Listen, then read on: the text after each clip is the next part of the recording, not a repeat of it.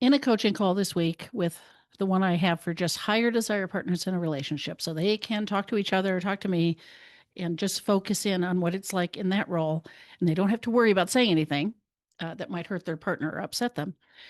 This one student was asking, what's really a reasonable amount of sex? Because he keeps trying to talk to his wife and negotiate how often can she commit to fundamentally, right? What would be reasonable to expect? So he would like a lot more.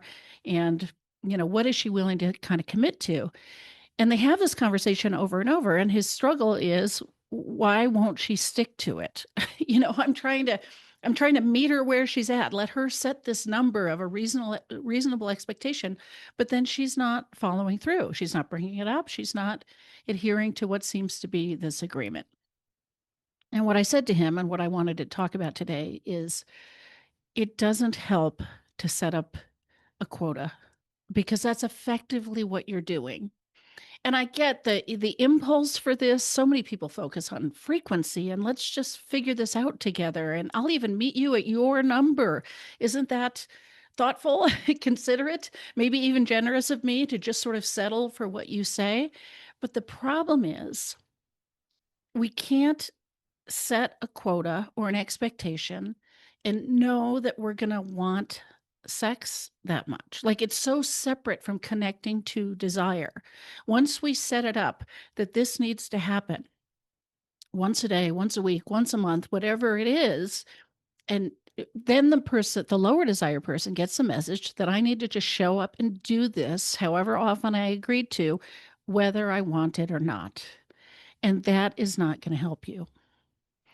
It may, well, first of all, just like scheduling sex, if this solves your problem, then it was mostly an issue of priority, of making time, of setting it aside, of like bringing it to mind. For most people, this is going to make it worse.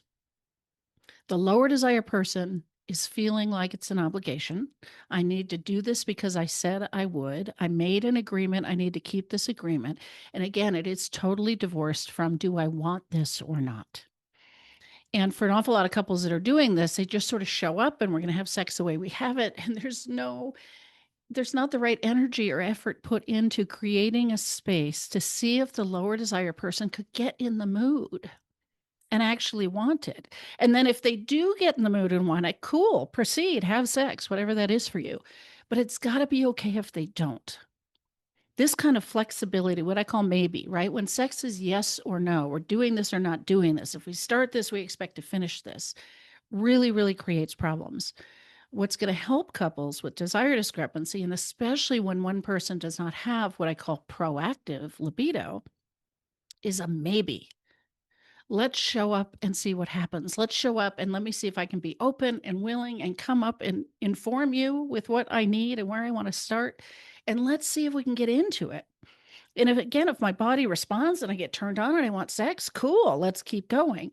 But if it doesn't, it's got to be okay to stop or to do something different.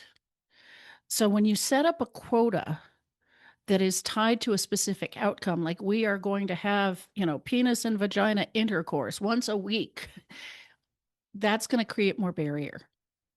So that's different than negotiating. Let's take once a week and create some space to be intimate and see what happens. And it may or may not go to sex.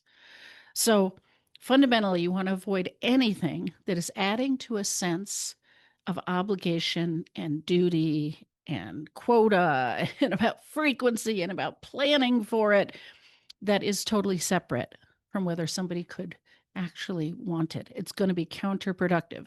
So for a little while, maybe you get your sex once a week or something, but it's going to start to be something the person avoids, that they dread. It's going to push them further and further away from desire.